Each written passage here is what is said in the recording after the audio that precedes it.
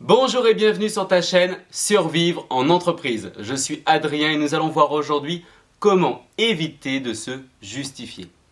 Est-ce qu'il t'est déjà arrivé d'avoir l'impression que tu t'enfonces? Non pas parce que tu manques de temps ou que tu es submergé de travail, mais tout simplement parce que tu n'arrives pas à te taire. Comme si chaque mot, chaque phrase qui sortait de ta bouche te mettait en difficulté vis-à-vis de ton interlocuteur. Moi, cette sensation désagréable, je l'ai déjà ressentie, je la ressentirai encore très souvent dans ma vie, bien évidemment, et elle est tout à fait normale. C'est l'une des conséquences de ce que nous pouvons appeler la justification. Dans notre entourage, nous avons parfois des personnes qui viennent nous voir en nous disant « Arrête de te justifier, arrête de t'excuser » et nous sommes perdus. Nous sommes perdus pourquoi? Parce que nous avons du mal parfois à faire la différence entre l'explication, la justification et la politesse. Ce que je te propose, c'est une situation qui va nous permettre de mieux interpréter ces mots et d'interpréter ces différences. Nous nous levons le lundi matin. Nous avons passé une superbe nuit et un très beau week-end, donc autant dire que nous sommes en pleine forme. D'ailleurs, ce matin, exceptionnellement, nous nous sommes levés beaucoup plus tôt que prévu. Pour quelle raison? Car nous avons une réunion importante ce matin. Nous voulons aussi montrer à notre hiérarchie et à nos collègues qu'on peut compter sur nous. On sait très bien que la situation sanitaire et économique a été difficile ces derniers mois et on veut montrer à tout le monde que nous sommes là, nous sommes sur le front pour surmonter ces difficultés. Nous prenons notre petit déjeuner avec notre famille, nous nous préparons et nous avons réussi à conserver cette avance. Nous arrivons dans notre voiture pour partir au travail et là malheureusement, la voiture ne démarre pas. Visiblement, c'est la batterie. La batterie est à plat et nous pensons aux câbles que nous avons dans notre garage. Nous les cherchons et désespérément nous n'arrivons pas à les trouver. Nous commençons à imaginer déjà notre futur retard. Pourtant on était en avance et on voit cette avance disparaître avec le temps. Nous pensons à notre voisin qui lui a des câbles. Nous hésitons à le réveiller et puis là, pas le choix, on y va. On le réveille, on le met aussi malheureusement dans l'inconfort et il vient nous aider et il nous sauve, la voiture démarre. Là, alors que nous étions sereins avec l'avance que nous avions, nous commençons à être sous stress et nous sommes énervés en voiture. On n'a pas forcément les bons comportements, on gueule, on crie, on klaxonne, on accélère, des comportements qu'il ne faut pas avoir et qu'on a tous, bien évidemment, lorsque nous sommes en retard. Nous avons une demi-heure en retard. Alors certains parmi nous diront qu'une demi-heure c'est rien. Pour d'autres, une demi-heure c'est énorme. Peu importe, nous sommes en retard, nous sommes mal à l'aise vis-à-vis de ça. Nous rentrons dans la salle de réunion et là, nous avons notre manager et tous nos collègues. Tout le monde est présent et la réunion a bien sûr déjà commencé. Là, nous avons plusieurs possibilités. Plusieurs possibilités s'offrent à nous. La première, ce serait de rentrer dans cette pièce, dans cette salle de réunion et sans dire un mot, sans même présenter nos excuses, d'aller nous asseoir. Alors il y a un avantage à cette réaction, à ce comportement, c'est qu'on montre qu'on n'a rien à nous reprocher. Et c'est vrai, ce n'est pas notre faute si nous sommes en retard. On s'était même levé plus tôt ce matin. C'est bien sûr la faute de la voiture. D'ailleurs, on s'est même mis en danger sur la route pour arriver plus tôt. L'inconvénient de cette réaction, de ce comportement, c'est que nous ne montrons pas forcément de savoir-vivre et de politesse vis-à-vis de notre interlocuteur. Et cela peut être très mal interprété. Deuxième possibilité, nous arrivons dans cette salle de réunion et nous présentons nos excuses. L'avantage, c'est qu'on montre effectivement que nous sommes polis, nous montrons à notre interlocuteur qu'il est important pour nous et que nous prenons soin d'eux et de la réunion. Mais l'inconvénient, c'est que ça pique. Ça pique pourquoi? Parce que nous souhaitons montrer à tout le monde que ce n'est pas notre responsabilité, que nous ne sommes pas responsables. Et on n'a pas envie de laisser une mauvaise image comme si nous étions mal organisés ou comme si pour nous cette réunion n'était pas importante.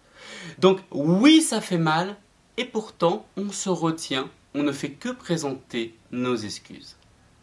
Troisième possibilité, on présente nos excuses et nous allons ensuite dire pourquoi nous étions en retard et montrer à tout le monde et surtout à notre manager que nous ne sommes pas responsables, que c'est la faute de la voiture et que ce matin, nous étions prêts à arriver beaucoup plus tôt, que nous étions prêts même à aller chercher les pains au chocolat, les chocolatines, les croissants pour tout le monde et pour passer une belle réunion.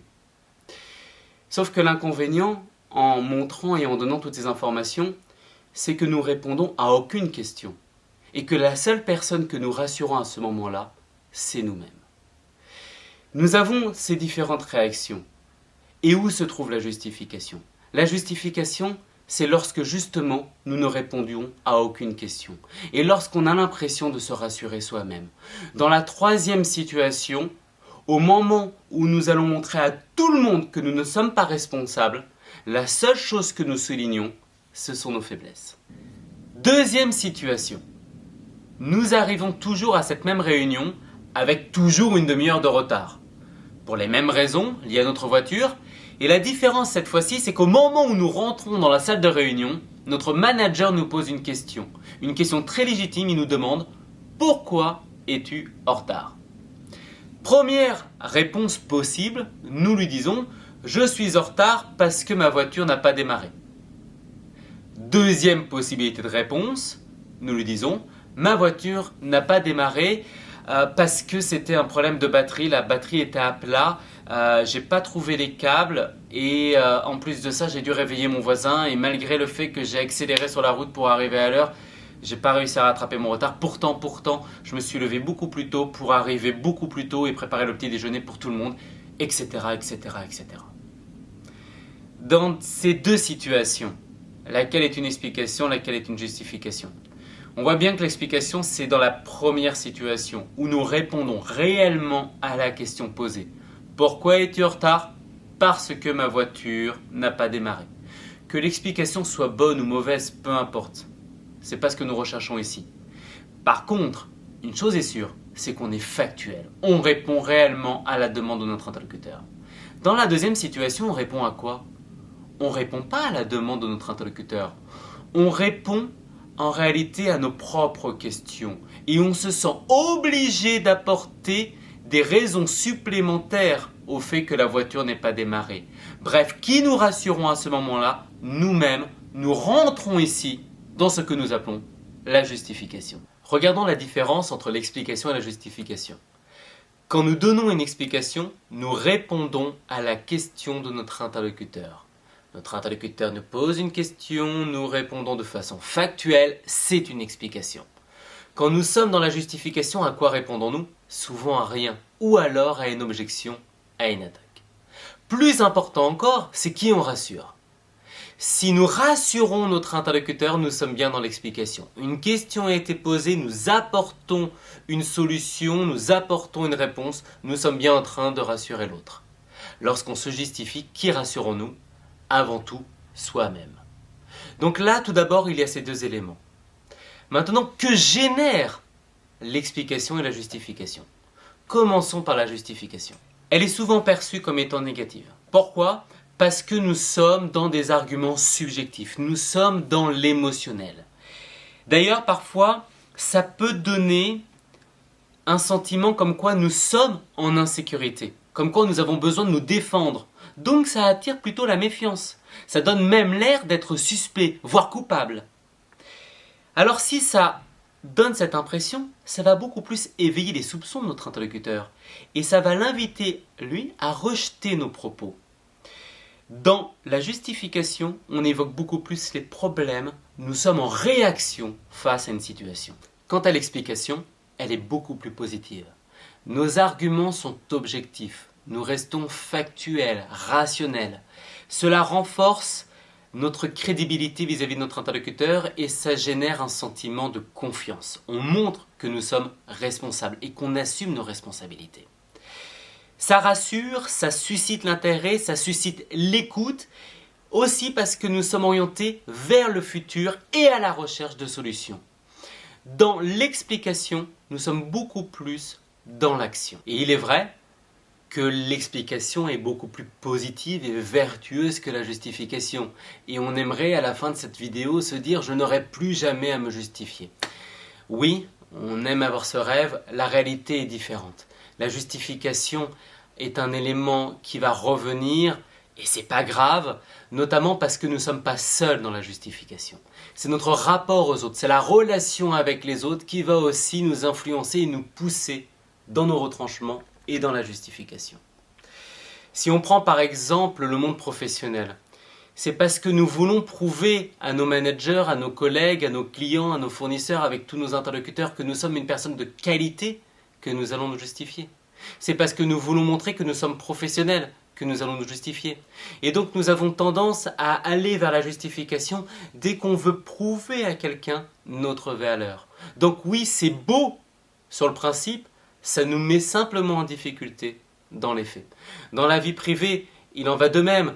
On va avoir tendance à être dans la justification vis-à-vis des personnes à qui on doit prouver quelque chose. Notre femme, notre mari, nos parents. Donc, cet aspect relationnel dans la justification est normal. Donc l'objectif ici n'est pas de se dire je ne justifierai plus rien, c'est pas ça.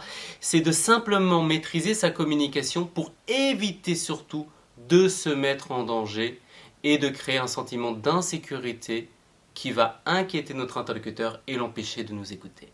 Autre élément qui nous pousse vers la justification, c'est un phénomène que nous appelons le phénomène de projection, où nous avons tendance à imaginer ce que va penser, ce que va dire notre interlocuteur. On se met dans la tête de l'autre.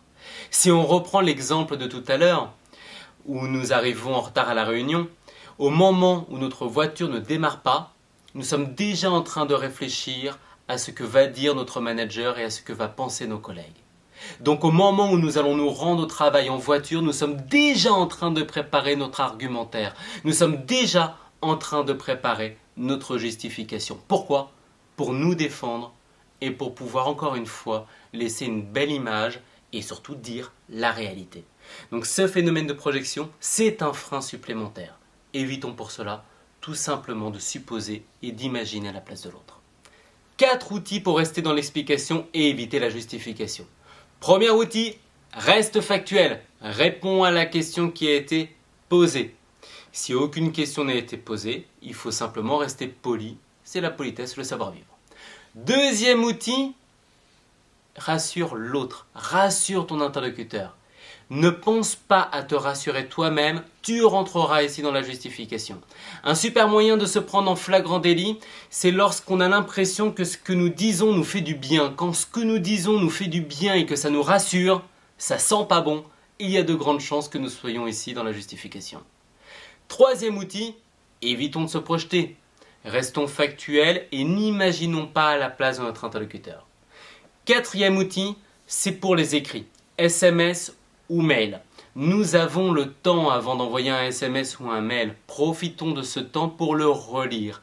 Si nous ne sommes pas factuels, c'est pas bon. Si nous sommes dans la projection, ce n'est pas bon. Si on a l'impression de se rassurer soi-même, ce n'est pas bon.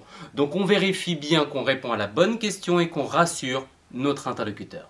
Merci pour ton intention et ton écoute concernant ce thème qui est comment éviter la justification.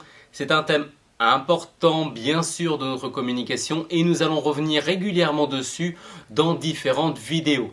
Abonne-toi à la chaîne, active la cloche, mets un pouce bleu et partage si tu le souhaites en commentaire une anecdote dans laquelle une justification a pu te mettre en danger. Je te dis à la semaine prochaine pour un nouvel épisode de Survivre en entreprise.